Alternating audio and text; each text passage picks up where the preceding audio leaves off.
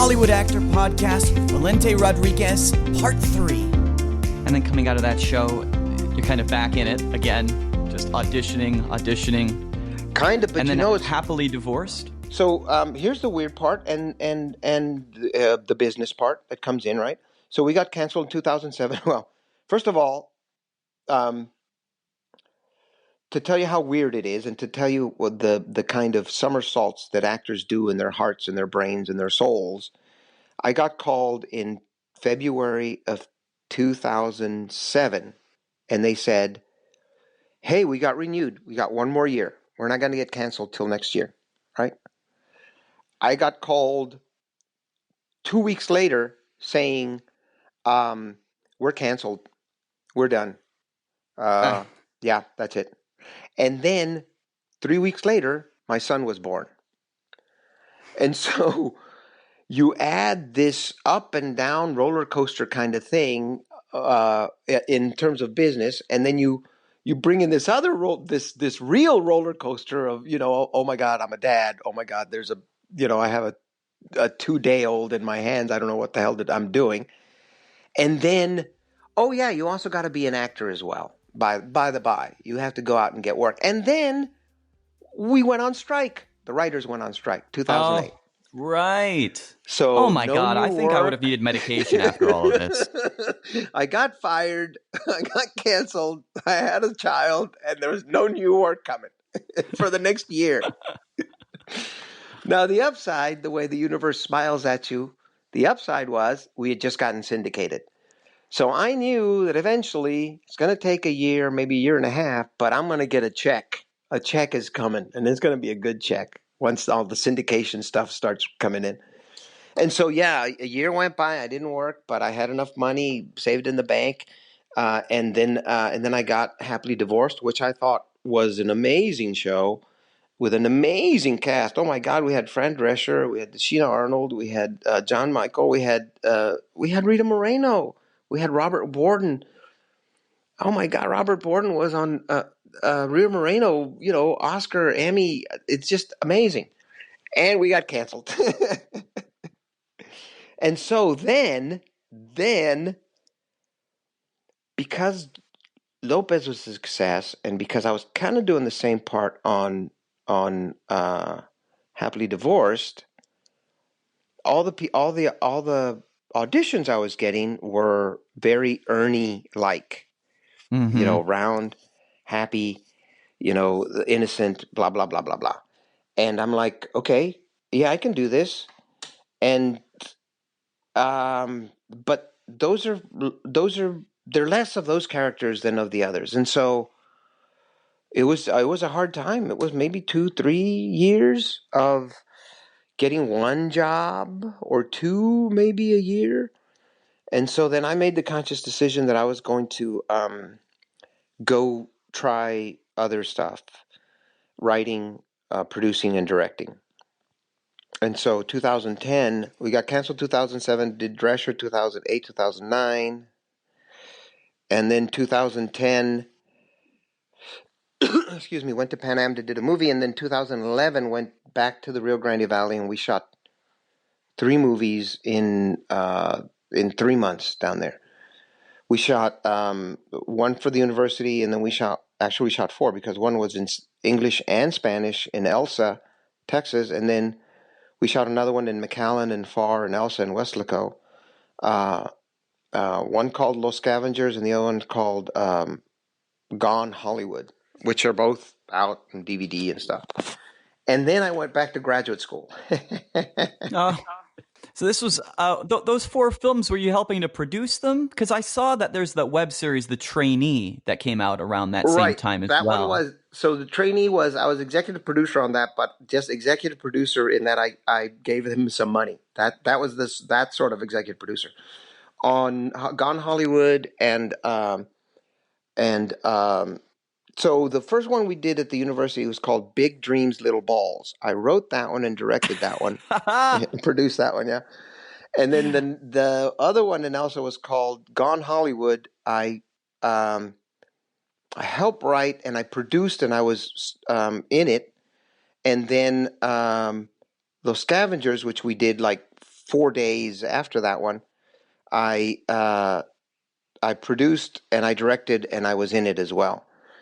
And so it was a lot of fun. It was a lot of fun, and it was a lot of work, and it again felt like family coming together. We used 98% of the people down from the Rio Grande Valley.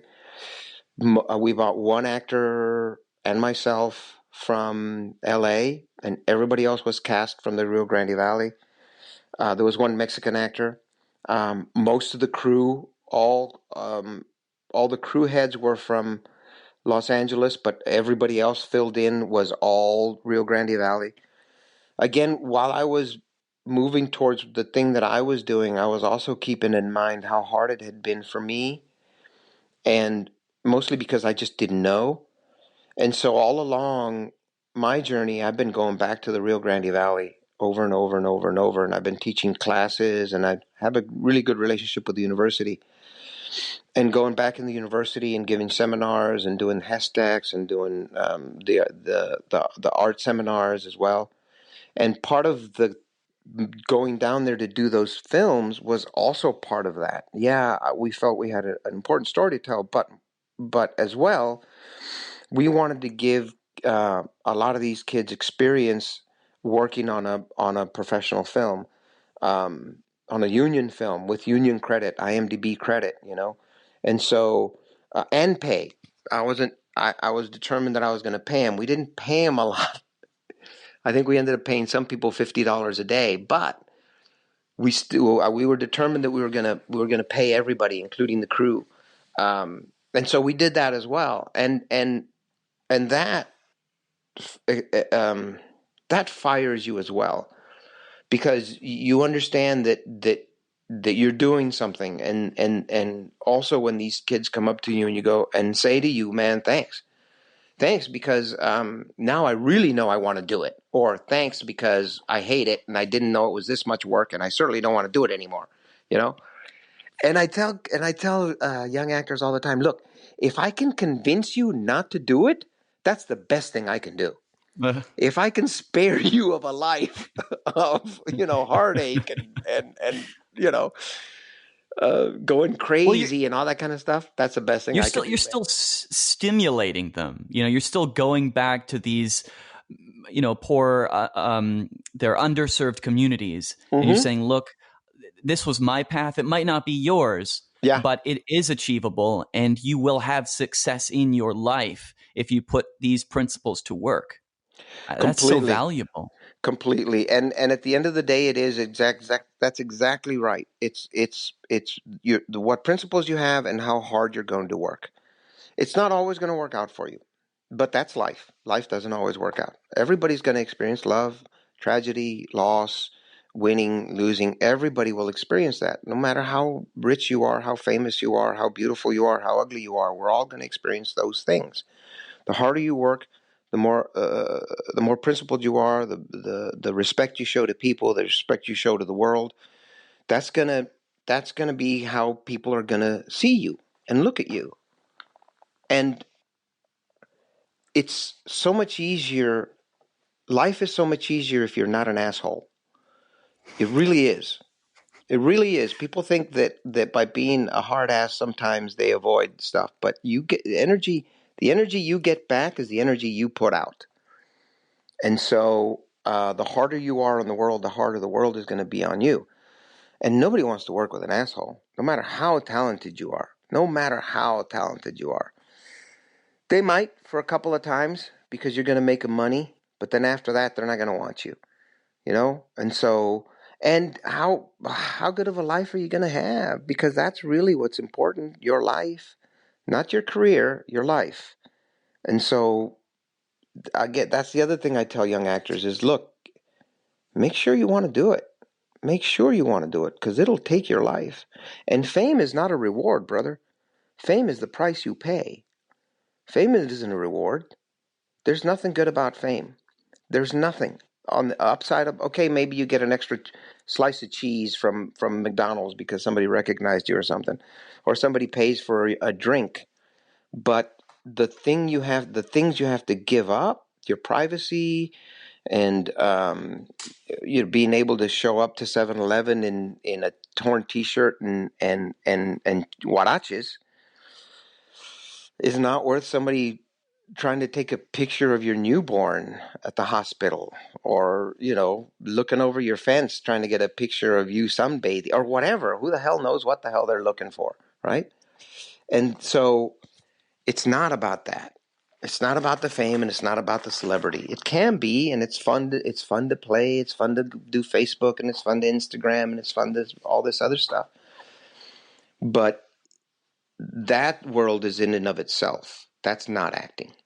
That's not acting. And so if that's your world, do that and forget about the acting, because that side of the world is different. It's different, and it should be special. It shouldn't be. Of course, this is from a 55-year-old who's made it his life. I understand that a 22-year-old might look at it differently and say, "I can't respect the business if it doesn't respect me." Well, that's cool. That's your life, and you can view the business however it is that you want. But understand that at the end of the day, somebody's got to pay bills. So unless you hit the lotto, you're going to have to either adjust or find something that's going to make you money. And in this day and age, that's crazy, because like you were saying earlier, the business is growing. I've never seen it with so many jobs. There's so many. You got Hulu, now you got Hulu, you got Amazon, you got Netflix, you got Disney X coming out, you got all kinds of streaming, you got all of the studios. Disney just bought Fox. It feels like there's 300% more work out there. Now the wages are getting more. The people who are making less money are making less money, and the people who are making more money are making more money. So there's a bigger divide there. It seems that now the product is weighted very heavily on top and not so much on the bottom. So somebody's making 10 million, Jolie or whomever is making 10 million up top, and everybody else is making scale. It didn't used to be that way. It used to be where the more you worked, the bigger rate you got, and they called it your rate. And then when you got your next job, you started at whatever rate you were beforehand. You didn't go back to scale. If you're already making 10% over rate or 20 or 30 or double rate or triple rate, that's where you started. It's not like that anymore. Most of the time it's the star getting big money, and then everybody else is getting scale. So it's changed in that way. Now, the fact that you might be able to find work more consistently, well, that's a lot better. Certainly a lot better. But the big place for big money is television. That's where actors make a lot of money in television. But again, it's the stars, and so that's theater doesn't make a lot of money. It makes enough to survive, but it doesn't make the kind of money that you might be able to afford a wife and a child and private school. And those are the things that you need to keep in mind. So these days, for me, it's like, okay, am I going to make enough money to qualify for pension? And am I making enough money to qualify for my health insurance for myself and my wife and my child? So your priorities change. When you're 22, you might be thinking, God, I want an Emmy Award. Now I'm thinking, God, I want to make enough to qualify for a pension credit. Well, those are the questions we should be asking ourselves. And you're bringing those to all sorts of communities. And now you're bringing it to the Hollywood Actor Podcast that is reaching people all over the world that are professional actors looking for this resource, because a lot of people, they either don't know or they're not going to tell it to you straight. There's a lot of people that don't have the experience or the insight that you do, and the way you want to share it to people that are coming up through this business, that are looking to relocate or have been making their way through Hollywood and are still finding their way through the industry. But I love that you're able to share that with your local community in the Rio Grande Valley. And I'm just trying to find out from you how you continue to plug into that local community in South Texas, how you plug into the one that's local to you in Hollywood, and how you relate to your colleagues on a weekly basis. Well, one of the things I do is I try. That's one of the things that Facebook is really good for. So I have a lot of actors do. I got 2 pages. I got my private page for me and my family and my friends, and then I got the fan page. And so you also announce the things that are coming up for you. You might also be able to announce if you are looking for cinematographer. I'm looking for a costumer. I'm looking for a song. I'm looking for somebody to write me a script. That's one of the places that you can go to. The internet, and not so much like a random internet, but your friends, your fellow friends that are on your Facebook page, or your friend who has a friend who has a friend who has a friend, right? Um, that an example of that is, I went and I did the movies I was telling you down in Texas with the crew. I cherry picked the crew from the university crew that I used as well. Really, really amazing people. Okay, a year later, some of those kids want to come out to LA. They call me. I make some calls. I'm trying to help. They find a house in spite of me. They're all living together. They're doing now stuff on, or they were. I'm not quite sure if they might have been too successful. They did this thing called The House on South Bronson Street. A whole bunch of shorts and stuff like that. And they had a cinematographer with them. They had a lighting person. They had a producer person. They had a writer person. There were like 15 of them living in a house. And so in that way, right? And so that's 15 people that all of a sudden I just became connected to in a lot of different ways. The people that I went down to Texas to do the movies with, the people that I brought from Los Angeles, they have production companies up here. Some of those kids that came up here had already met the production company because I took it down there. When they came up here, they could go to the production company and they had, a couple of days' work. Not a whole bunch of work, but enough to start moving forward and start feeling like you're moving forward. And so Facebook, all the old theater connections that I have as well, the communities are pretty small, and the acting communities are pretty small as well. Most of the people that I go up against, I know they're either friends or I've had dinner with, or I went bowling with or something, and so it's very, very interconnected in that way. Um, um, the YouTube channel, where you can post your own stuff. Oh God, I'm going to forget. I got it right in front of me though. Or was it? I'm flipping through my computer looking for stuff. But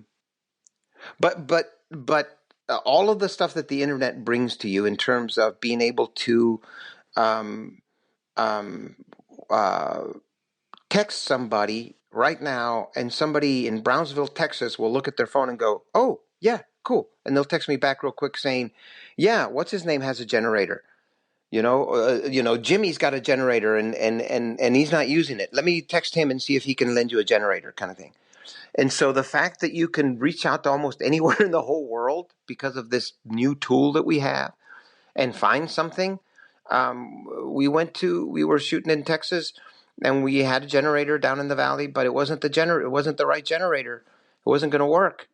And so an electrician friend of mine came over. I texted him and he goes, "Yeah, let me come over." And he came over and he jury rigged it for us, and it worked. And so that sort of fast kind of connection we didn't have. We didn't used to have. We certainly didn't used to have. Everybody didn't always have a phone with them. You had to be at your house or at your office or by a payphone to be able to be reached. Even the beepers. I came through the world of beepers when the people would beep you and you'd have to enter the numbers in such ways that they would spell letters like hello or something like that. You probably don't remember any of that. I'm so old. But yes, getting back to what you're saying, this idea that we're certainly in an art form that it takes cooperation. You can't do it by yourself. And so I find that the people that end up using the same people over and over and over and over, the reason they do that is because they're good people, they do good work, and you've already formed that connection with them. And so every once in a while, a new person will go into that team or out of that team. And so you form these connections and you know each other. And then you keep working. Somebody says, "Man, I'm looking for a script." "Oh, I got one. Here, let me I send it to you, you get it, you read it, you say, I love it, but I want to work on it. You want to work on it together? Yeah. And so then you and I are writing. But then me and Paul are also writing, because Paul called me the other day. And so the fact that we can connect with each other, the fact that I can put up Final Draft on my screen, and you can put up Final Draft on your screen, we can actually write together in live time, and we can see, the things that each of us are typing into the computer. That's amazing. We didn't used to be able to do that, and so this whole new technology is really what's driving the industry these days, or driving, I shouldn't say the industry, I should say driving the way that artists, actors, musicians, writers, directors are starting to work with each other towards creating the things that they want to create. So yeah, it's those are the tools, and your first tool is always yourself. Obviously, you understand that you are the instrument, so you got to speak well, you got to speak clearly, you have to have some kind of smarts in order to know what a particular word means, or enough wherewithal to go look up the word and figure it out, right? You do want to be able to physically do the things you need to do. If the part requires dancing, you want to be able to dance, right? And so, yeah, your core, yourself, you're the thing that you work on first. But then after that, because like I said, you're in the major leagues and you got to do everything you can, not just a little bit, because you're growing up against people who are working on their stuff 24 hours a day, 7 days a week. Then you got to do the same. And so you get your body going well, you get your voice going well, you pick up an instrument, you learn to play an instrument, you learn to dance. You acquire a whole bunch of skills, because you never know when they're going to say, oh, it's a great part, but you know what? We need a dancer. That's when you say, oh, well, I can dance, by the way. I know how to salsa, and I know how to tango, and I know how to break, and I can actually even do the Lindy Hop. And so you need to be prepared for when the door opens. Like I tell young kids, the door will open for you, but you need to be prepared, because if you're not prepared, then that opportunity might pass you by. And that's the saddest thing of all. The saddest thing of all is not that I never got the opportunity. The saddest thing of all is that I got the opportunity, but I never took advantage of it, because I couldn't, because I didn't understand what it all meant. I thought it was fame and fortune and red carpet and celebrity. And it's not. It's character study. It's character. It's through line. It's objective. It's super objective. It's all those things you learn in acting class. And I don't want to sound boring or anything, but those are the nuts and bolts of it. That's the nuts and bolts. And if you want to be an actor, that's where you got to be. Thanks for listening to the Hollywood Actor Podcast. If you enjoy this content, don't forget to rate and review on Apple Podcasts or wherever you're listening.